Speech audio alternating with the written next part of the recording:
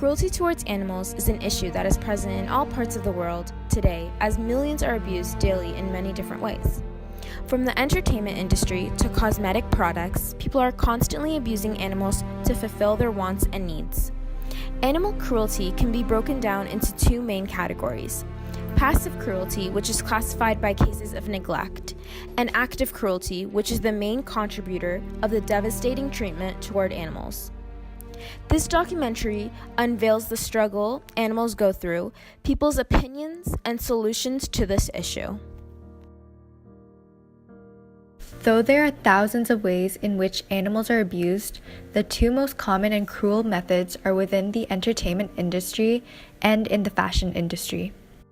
Animals are constantly being used in the entertainment industry, such as in circuses, zoos, marine recreations, ads, TV shows, bullfighting, dog racing, and many more. Companies that torture animals are solely for profit, so the needs of the animals are their last priority. In movies, TV shows, and especially in circuses, animals are forced to perform difficult tricks in order to be exempt from physical punishment. To force them to perform tricks, trainers use whips, tight collars, and many other painful tools.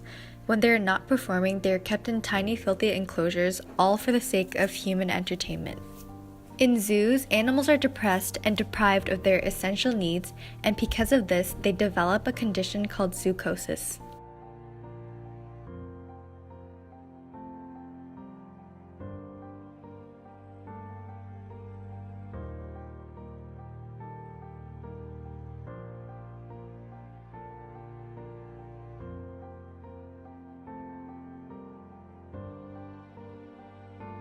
Animals are not only abused in the entertainment industry, but they are also abused in the fashion and beauty industry. For things like animal testing for cosmetics and other products, animals are trapped in small cages and live in the worst possible conditions without food or water.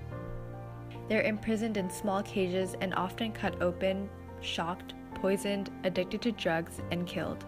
And those who are sick are neglected of medical care.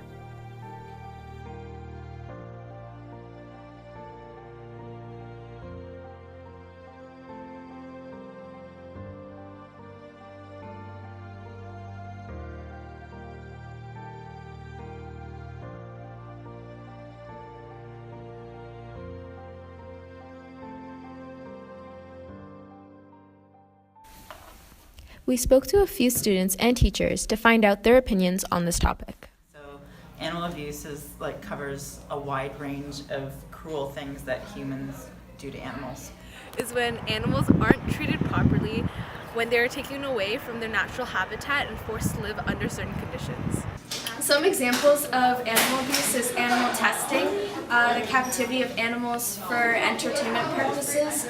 Also, pet owners sometimes neglect their pets because they don't have the means to support them, so they end up becoming strays on the streets. SeaWorld, that had a bad reputation. I am vehemently against it. It's not good. Yeah, everyone deserves to be loved. The lives of animals are just as important as the lives of humans. It's unjust. absolutely vile, disgusting, Inhumane. They don't deserve it.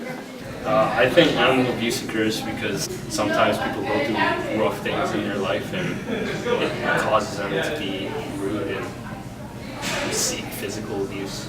So over the years, I think in our society that, for example, testing on animals in China, it's it's mandatory, it's a law, which is why we feel the need to abuse them. And even though there's many other methods to test for cosmetic products so that we can use it. Because humans don't want to find cheaper solutions to being able to test their products, or more expensive Humans solutions. just feel superior to animals. And we're greedy. Yeah, we're horrible people. Yeah. Humans don't really think about the negative impacts often that they have on other species, like in particular animals.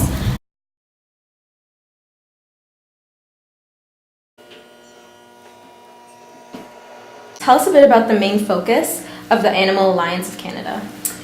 Animal Alliance of Canada was founded in 1990, so it's 28 years old now. And our purpose has always been for the protection of all animals and the environment. We do that through electoral politics, legislative advocacy work, education, and rescue. Any specific animal protection policies that are being focused on at the moment? We have, so we work on a wide range of issues, from domestic animals to wildlife and resolving human-wildlife conflicts. So on the domestic side, we have a piece of legislation called the Cruelty-Free Cosmetic Act. It is currently in the Senate in third reading, and soon should go to Parliament. At the provincial level and at the federal level, we're working on a campaign called No Pets in Research. So people's lost pet dogs and cats go into pounds and shelters, and researchers in Ontario can requisition them and use them for research. What is your organization's greatest achievement so far? We've had a number of achievements, all of which have been accumulative, but when we first began, very early on, we got a ban on the import of puppies that were coming from puppy mills in the States that were either ill or genetically compromised. And we just more recently ended the use of animals in live terminal surgeries at the University of Guelph. And what is the greatest challenge faced by your organization, and how did you overcome this challenge? I would say the greatest challenge is the status quo in Canada. People consume, we kill 700,000, 750,000 animals a year to eat. That's hardly talked about in Canada. People who consume meat have no idea the amount of cruelty and suffering that farm animals undergo. And the farm industry is pretty powerful politically, so any significant change to the way in which these animals are handled is virtually impossible to overturn. But the barriers are the animals are property. They have no rights at all, and there is not a use that people put these animals to that is not considered a must. So it's very, very difficult to get the laws changed. And over the years, have you felt or seen any improvements regarding the protection of animals in Ontario? We've won a number of issues. The University of Guelph, the veterinary students used to pay in their tuition $600 or $700. That would buy them a purpose-bred beagle. At the end of the term, they would spay or neuter that animal and then kill it. I mean, why would you do that? Why would you find that animal a home? You just spayed and neutered the animal. And this was common practice in that university for years and years and years, and they used to do it with people's lost pets as well. Most people think you don't test on cosmetics anymore, I mean really, but in fact, 500,000 animals worldwide get tested for cosmetics. So even on the things that look the most winnable are not yet won. So we have a long way to go. I think that the biggest thing that you can do is raise awareness of these issues and give people the information. A lot of people don't know that happens, so they continue their practices. Is to have stricter laws, become a voice in animal activism. I think we should educate people about animal abuse because people aren't aware of it, and if they were, they would realize that it's not necessary to our survival like everyone thinks it is.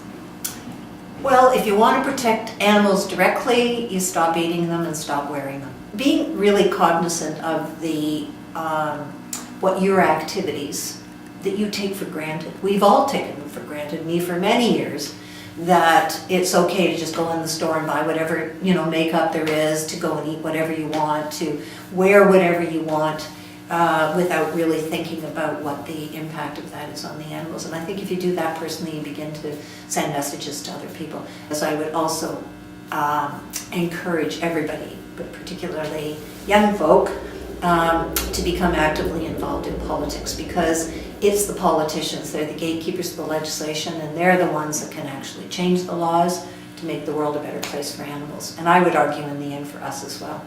It is important to speak up for those who cannot. Be conscious about your everyday actions and how they may affect animals. With more awareness, we can get one step closer to ending animal cruelty.